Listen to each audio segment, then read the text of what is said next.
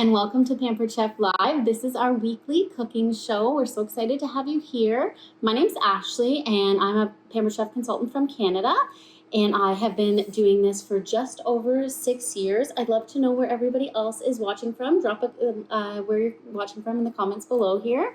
I'm going to show you 3 breakfasts today that are super easy to make during busy mornings. They're also something that you can prep ahead, and they're easy to store. So click the links below. You can find the video and the featured products that we're going to have in these recipes, and then you can also shop through your consultant. So enjoy. Can't wait to make breakfast with you. We've got some breakfast taco roll-ups. One thing we want to do is make sure we have lots of cheese grated. It calls for 2/3 of a cup, and then we're going to want some extra for garnishing at the end. So I normally measure with my heart, but I'm going to be good today, and we're going to measure. That's a little more than 2/3 of a cup. I got enough here to garnish, so cheese is done. Okay, we're now going to take 3 eggs. You're going to crack them into your ceramic egg cooker. This is an older version of like a breakfast sandwich maker.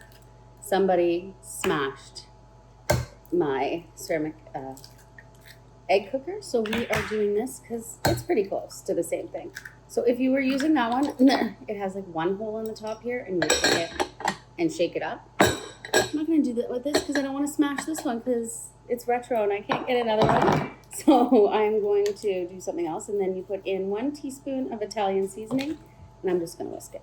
We are going to microwave this for 1 minute and 10 seconds, and then we are just going to keep checking on it to make sure the eggs are fully cooked. It's a little bit liquidy still, so we're just gonna, you can just shake it. I'll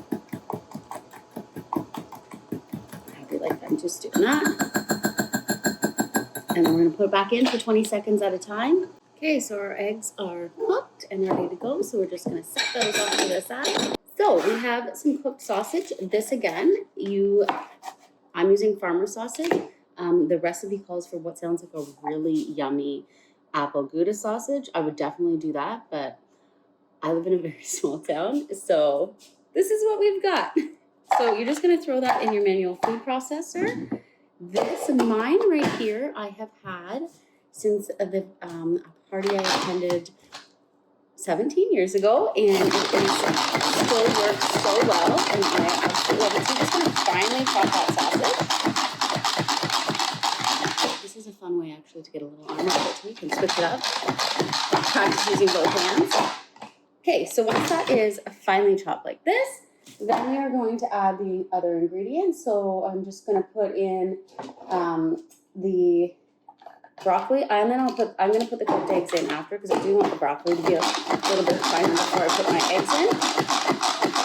And then you're going to put your egg in there.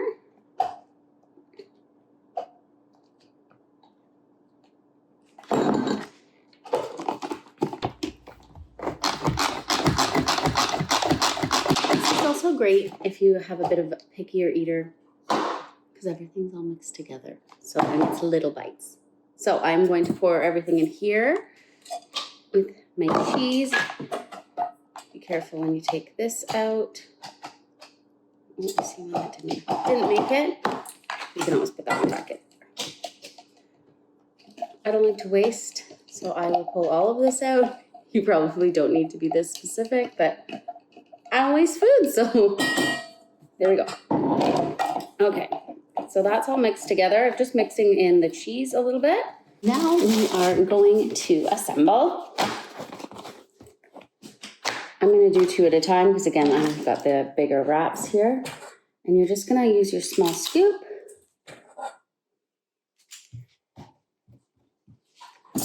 And load these up. Now you can, with the smaller wraps, you're going to be using 2. You don't need 2. You're going to use, sorry, you don't need 3. You're going to use 2. And another thing, if you were making, there's another version of this with Southwest, with like jalapeno or Southwest seasoning, and the add-ins are a little bit different. You can make it with black beans, so you're adding a little bit of extra protein in. And I would add, like you could add a little bit of corn, a little bit of salsa, whatever you like. But I'm just going to wrap that up like this. I'm going to make another one. When you are wrapping, it is easier if your tortillas are a little bit warm. So that's something to keep in mind. And if you want them to stay, like fold them like that.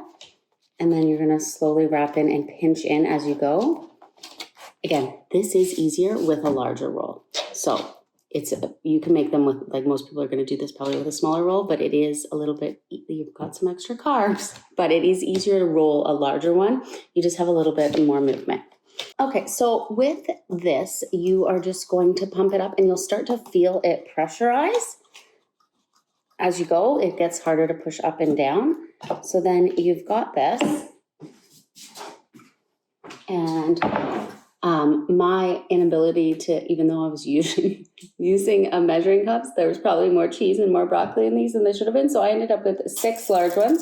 And then we're just gonna spray the tops of these.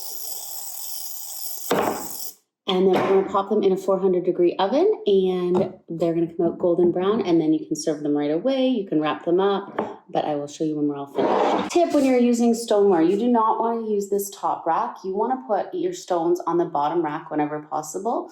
You wanna have them 75% full, and when they're on the bottom rack, it's going to help things to crisp up a little bit better, and the bottom rack is just where it's at. So make sure that you are using the bottom rack when you're using your stoneware. If you were doing this all on a Sunday afternoon or at the start of the week, which is what I am doing, I had some cheese because I just use a lot of cheese. So this is, with this next recipe, we're gonna be making some apple bacon cheddar muffins. So this calls for a little bit less. The last one was 2.5 ounces or 2/3 of a cup. This one is only 2 ounces. So I'm gonna try to go a little bit less than 2/3 of a cup. I'm gonna be honest with you, probably all this cheese is going in, but if you want to measure properly, that's how you do it. We've got half of a Granny Smith apple, so we are just gonna dice this up on the quick slice. So we are gonna just put it through like this. And then you're gonna grab it, take this off, and you're gonna turn it the other way. Put this back down, and then we're gonna just slice through that. And get your diced apple. For these muffins, we are gonna be using a whole lot of eggs. Mine, recipe calls for 8 eggs. Mine are all double yolks, so this is gonna be a high protein muffin.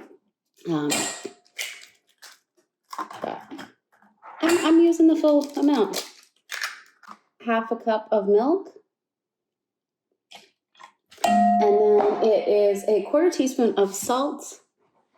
Please measure your salt if you're keeping track of your salt. If you are like me, just do what you want. Or if you're on a low salt diet, don't add the salt. You can always add something else in to add flavor if you are not using salt. I would, for this particular recipe, you could put in a little bit of pepper or a tiny pinch of cayenne. You can do whatever you want really, but I like salt. So the recipe calls for real bacon bits. You can buy those at the store. They come pre-made. It's pretty simple to do. I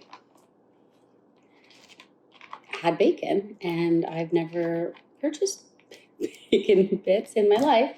So this is how I have always made bacon bits.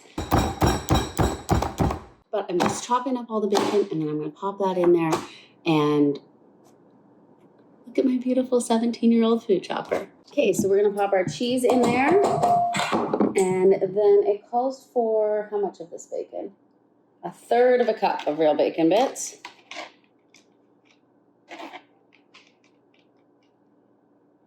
Third of a cup. I'm not wasting, so the extra is going in. And then we're just gonna, I haven't tried this recipe before, but I am super excited about it because this looks really, really good. I think this is something I will definitely eat a lot of. We are going to transfer this to our brownie pan. So that's for that size. But if you wanted to make it more fun, you could also put it in the donut pan. I think that would be a fun thing to do for kids. Or if you have little kids and you want them to not waste, you could also do it in the mini brownie. So these are all, just like everybody know, like there's options. You don't always have to follow every little rule, and you can make it more fun. You could even do these in like the little, there's like the donut hole pan, and make them into, they'll like puff up and they'll kind of become like little round egg bites. So you can do a bunch of different things here. You want to use your large scoop and just fill each of these wells. Life is easier if you take the whisk out, but I like to, I like to live on the edge. Give myself a little bit, of a harder time. Anyways, once those are all filled, you're going to pop that into a 350-degree oven. This is something, then you can package them for the week. You could wrap them and freeze them and pull them out and microwave them every morning. This is something that also you could just make it the morning of and hand it off. This would be great for like a little like a brunch thing. You could just pop them all on and like super easy and quick. You've got two different things now. They can be in the oven and pop out and serve for brunch. So these are all finished. They look delicious. Oven down to 350. Okay, and these go into a 350-degree oven. Okay, the last thing we're gonna make today is with one of my absolute favorite machines. If you do not have this, this is something you need to talk to your consultant about and get in your kitchen. Host a party, you can get an amazing deal on it. We use it to make nut butters, we use it to make soup, we use it to make sauces. We use it obviously to make what we're about to do, which is a smoothie. It is self-cleaning. My mom also has one. It's my neighbor had, like, it's one of those things that we just all love. Smoothies is actually what I use it for probably least, because I'm not a huge smoothie person. My daughter is, but for nut butter, I love nut butter. So this is like a big thing for that. You can grind coffee in it. Anyway, let's get to it. So we are gonna make like a smoothie bowl, or you could make it a smoothie, but it's fun to have a bowl. So I'll show you the whole thing assembled at the end. But we've got 1 cup of blackberries and half a cup of fresh blueberries in here, and 1 frozen banana chopped up.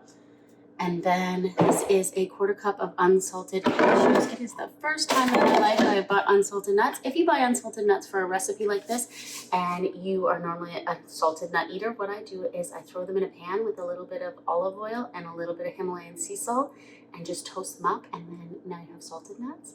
Or another one I really like is to use some of our different seasonings, like our crunchy garlic crisp, and there's a bunch of different ones. Anyways, that's what you can do if you bought a whole bag of unsalted nuts and you're never gonna eat them. But if you eat smoothies every day, then you're gonna use them.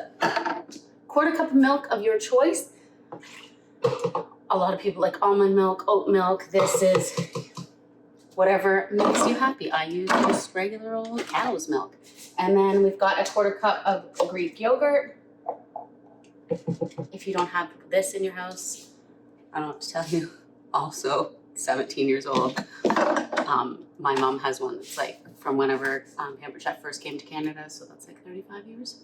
And they are the best. So call your consultant and get one of those. Okay, so we'll put everything in. Put the lid on. I should have turned it on. That would have been helpful. Now I need my glasses because I'm over 40. And there's just a smoothie button. You just click it and there we go.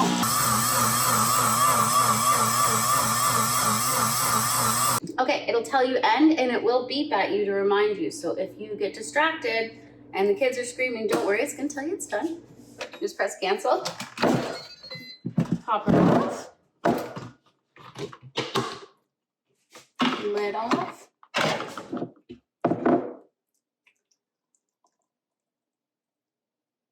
Pour that into a bowl. You could also just pour it in a smoothie cup. But if you want to make it real pretty, we're going to throw some cashews on the top.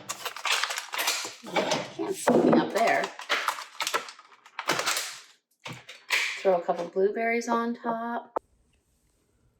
Okay, these look amazing. They smell amazing. So this is our breakfast. This did not take very long, and I recorded it. So, but these you can take, let them cool. You can wrap these all up. This I actually did try a little bit of it, and it's really good.